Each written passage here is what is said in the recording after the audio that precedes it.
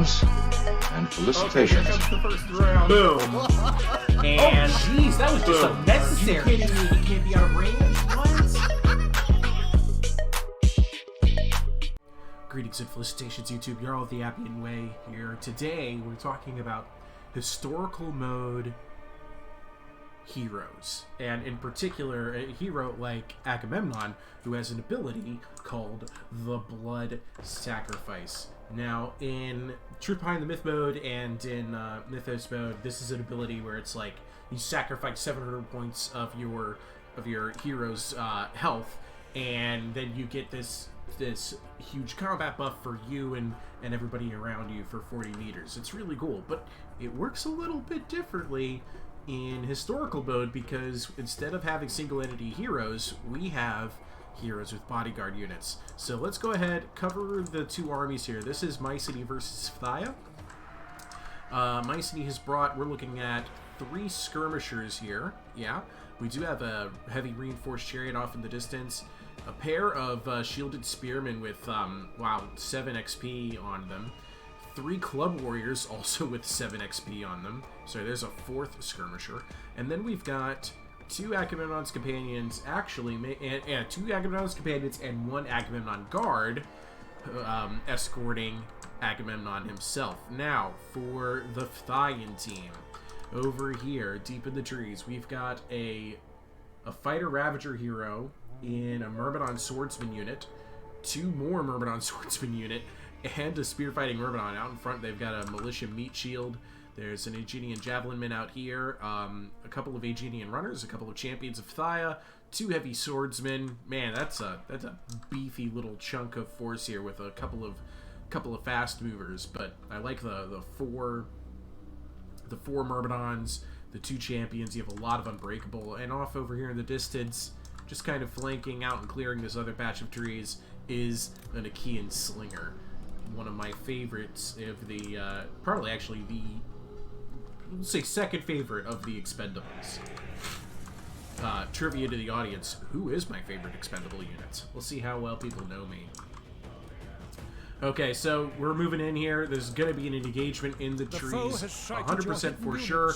Skirmishers see the enemy first. They've got eyes on this militia, this Aeginian javelin. They're already falling back. Javelins are being chucked in the trees. Not the best place to use javelins in the trees, but hey, it happens. And look at this. Yeah, the militia doing its job, and that's taking fire from skirmish units in trees. This is about as good of a use of militia as you could get, other than maybe tying down enemy skirmishers at just the right time. Oh, look at this. Some slings out here, catching the reinforced chariots on the move. It looks like the chariots are just going to go ahead and move around anyway. Those chariots are going to pretty much convince Phthia to just stay in the tree line, which makes it a little bit harder for me to record and show you everything. Look at this. There's so many javelins in play here, but everybody's in the tree line, so a lot of these javelins are just kind of getting wasted. Club warriors are a great unit, but they're not great enough to handle spear-fighting Myrmidons with, their shields on their back. So these club warriors are in a lot of trouble. And we're going to go ahead and start paying closer attention to Agamemnon here. There he is, ahead of his unit of Agamemnon's guards. He's going to try and charge out here. Maybe grab this, he's trying to go after this Myrmidon swordsman. He's going to charge on in here. The rest of the battle's kind of met. This shielded spearman, all of that extra expenditure put into their experience, and they're the first unit to break here. I would not want to make a shielded spearman that expensive.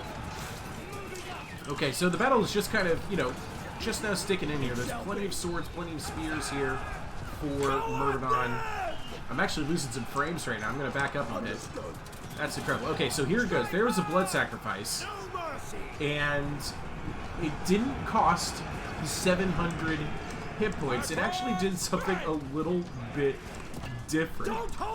We're gonna wait and see if they get an opportunity to use the ability a little bit later on, just so we can catch it a little bit more specifically. But the blood sacrifice was activated. This gives him a huge run of combat buffs. He's also used some of his other Agamemnon abilities, trying to help him turn the tide against these Myrmidon swordsmen. But there's also the spear-fighting Myrmidons in here now, the heavy swordsman. I don't think he really necessarily wants to be here, but he's doing horrific damage to the enemy. but it's taking its toll. As you can see, there's only 55 units, 53 now left in the unit. This Agamemnon's companions that it's supporting, though, doing just fine. Got plenty of skirmishing fire in the support. Let's see kind of what's going on elsewhere. Yeah, Appian slingers are starting to get activated out here. Where do those chariots end up? I guess, oh yeah, the chariots did end up charging into the tree line. It's not so hot for them, as you can tell. Heavy infantry in the trees. Nobody really likes that. Okay.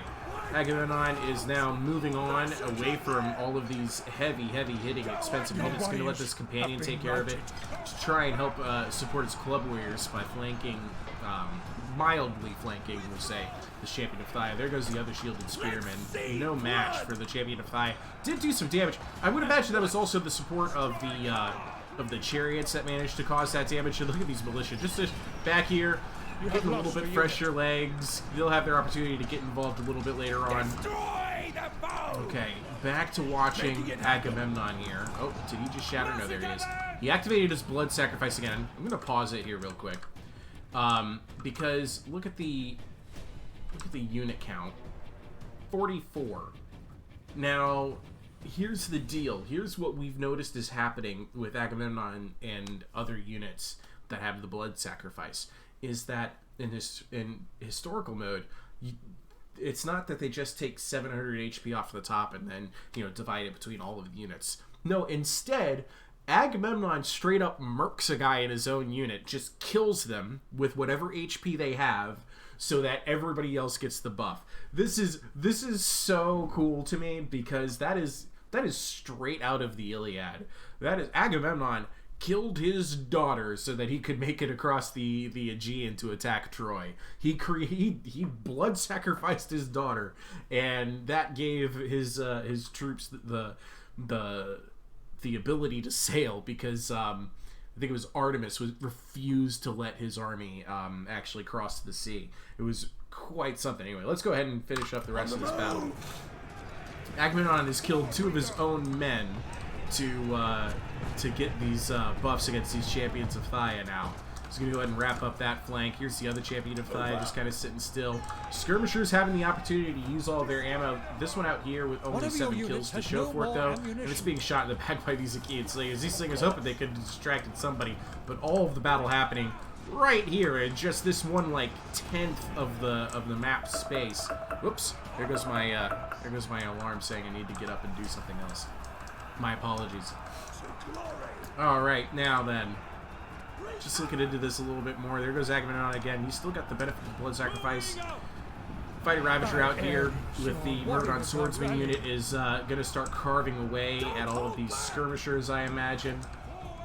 Shielded Spearmen did regroup. I guess they do have that to say for them with all of that that money spent in XP. They're more likely to regroup that way. Battle is definitely looking like it's in favor of Agamemnon, but there's still a lot of work that needs to be done on some of these unbreakable units. Most of the Myrmidons are all gone, however. There's an Aeginian Javelinman getting escorted out of the battlefield by this club warrior. Yeah, it looks like the majority of the Myrmidons are already gone. All that's left, though, is the Fighter Ravager here. He's now out of control chasing the skirmishers. I wouldn't really be worried about the skirmishers, but he can't do anything about it. That is a berserk hero. Right now, he needs to be out here trying to take care of Agamemnon's companions, Agamemnon himself. Look at this, Champion of Thia versus Club Warrior. And yeah, that was the last of the Champions of Thia. The Club Warriors just completely murked them. And now they're going after the next Champion of Thia. I love Club Warriors. I really, really do. So they're going to charge on in here, chase after these Champions of Thia, not let them get away, grab them, engage them. Yeah, and massacre them, they say. We'll see how they do in the long run. You have to keep in mind, Champions of Thia are unbreakable. Oh, the Club Warriors actually moved right through that to go after this heavy swordsman instead. They weren't worried about the Champions of Thia, or are they? They're a little bit mixed up between the two units. I had to hold down space so you could see the orders. Here comes an Agamemnon companion charge right into the side of the Champions of Thia. And let's take a look at Agamemnon. Another blood sacrifice activated. They're up to 127 kills now. They're going to charge on in here, get into the other side of these Champions of Thia, who did turn to meet them. But yeah, this is pretty impressive, because normally we're talking about, you know, with Agamemnon, you know, we'll say 6,000 HP unit. You activate that blood sacrifice, you're sacrificing more than 10% of your HP pool to get these buffs for you and your forces. But now he's just killing off individual models, and it's doing a lot of work for him. I think that's with only 50 seconds left in this battle. I doubt we're going to get another blood sacrifice activated this game. But yeah, that's something else. I'm gonna see if I can't isolate some of the footage of Agamemnon sacrificing one of his own units. We'll see if he does it in the open and you just see one of his guys fall over. We'll see if I can find that, or if I have to recreate it.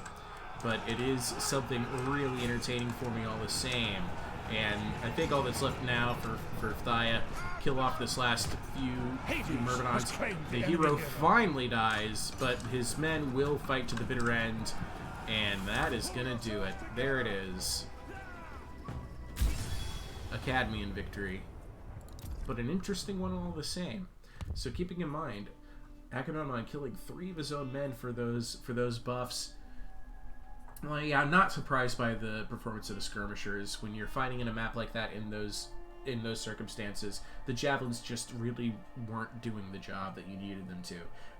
But the heavy infantry, look at this: 187, 196, 136, 1504, 2195.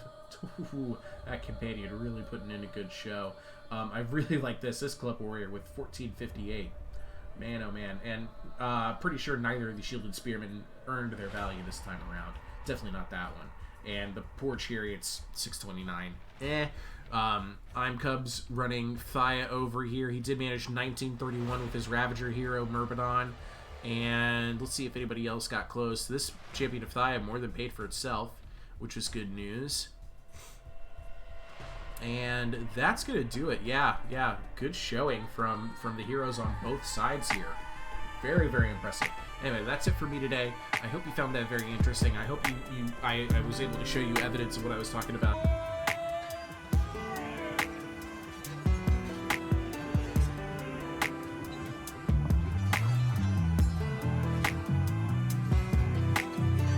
Thank you for watching.